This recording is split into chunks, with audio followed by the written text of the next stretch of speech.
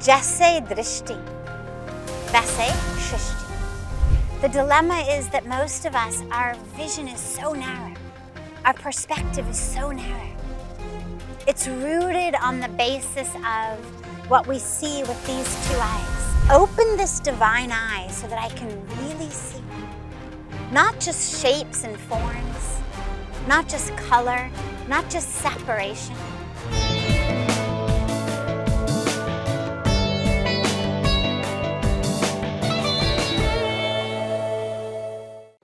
The world, our world, is a product of our own vision. We say, Jaise drishti, vaise shrishti. As I see, so is the creation. As is my vision, as is my sight, as is my perspective, so is the world. And that is why the drishti, the vision, is so essential and so critical. Because it is with the right vision, with the right perspective, that we are able to create the world that we want to live in. The dilemma is that most of us, our vision is so narrow. Our perspective is so narrow. It's rooted on the basis of what we see with these two eyes that so frequently leads us to jealousy, to lust, to anger, to greed. And it's based on the perspective of the sanskaras that we've gotten. What our parents said, the culture that we grew up in, the society we grew up in. And so most of us grow with these very, very narrow perspectives, sort of tunnel vision over our eyes. And that's all we can see. And this is where it's so important to broaden our perspective. Because if you can't see, you don't know where you're going. It's like, would you sit in a car that didn't have a steering wheel? Or would you sit in a car where the windshield was completely covered and you could only see out of one tiny, tiny little circle in the middle of the windshield? Of course not. You'd say, I need to see through the whole windshield. I need to see out my rearview mirror. I need to see from my side mirrors. Only then can I actually drive this car. But if we can't drive a car without being able to see, how are we supposed to drive our lives? And this is where that focus on our third eye center is. What we call the Agya Chakra. It's the center of divine sight, that third eye.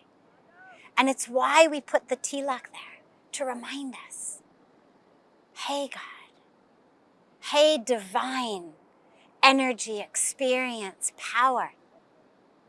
Open this divine eye so that I can really see. Not just shapes and forms, not just color, not just separation, not just that which I'm already programmed to see, but help me really see the truth and the divinity. If you walk down the street, let's say you walk down the street of a busy city and you are really hungry, what are you going to see along the way? You're going to see restaurants. You're going to see food stores. At the end of the walk down the street, if someone says, Acha, what was on that street? You'll say, oh, there was a pizzeria, there was a Chinese restaurant, there was a pretzel guy. And if someone else is in the midst of lust and overcome with sensual desires, that person is going to see what? Eligible people along the road, right? The end of the street, they're going to say, oh, there was that really hot chick standing in front of the bank, or there was this really beautiful girl, beautiful woman standing there. That's where their vision is. And so that's where their mind goes. And of course, it's interactive. Where the mind is, that's where my sight goes. Where my sight is, that's where my mind goes. What it means is, throughout our lives, in every situation, all the time, our vision is what's most important. Which means, what can we do to increase our vision? Increase our perspective. Number one, most important. Do whatever meditations you can on the third eye. As you meditate, as you pray, as you do yoga, as you do your breathing exercises, bring the awareness to this third eye center. Draw the power of sight from within to open that center. And as you move through the world, constantly check your vision. What am I seeing? Might there be another way? Is there another way of seeing this? How many of you have always seen since childhood these optical illusions, right? Do you see two people looking at each other? Or do you see a flower vase in the middle? Do you see the old woman or the young girl? There's all these beautiful optical illusions that we learn as kids. Pictures that we see that you can see two different ways. Most of us see one of them first, very easily.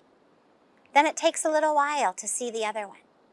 But once you can see both, you can very easily go back and forth between the vase and the two profiles, between the older woman, the younger woman, or whatever optical illusions you've seen. Allow yourself, as you move through the world, to constantly ask yourself, how else can I see this? I see river. I see mountains. I see flowing water. I see change, constant change as the river flows. But I also see consistency, stability, stillness, the stillness of the rock, the movement of the water, the reflection in the water, the depth of the mountains. Wherever you are, try to constantly shift and expand your vision. What else can you see? When you look at another being, instead of seeing their color, their size, their shape, their physical form, can you see the divine in them? Can you see that spark of divinity within them? Can you see yourself in them? Let this be a beautiful sadhana, a beautiful challenge, a beautiful opportunity and exercise as you move through the world. As your drishti, your vision increases, so will your shrishti, your creation, your world. If you want to change your world, change your vision.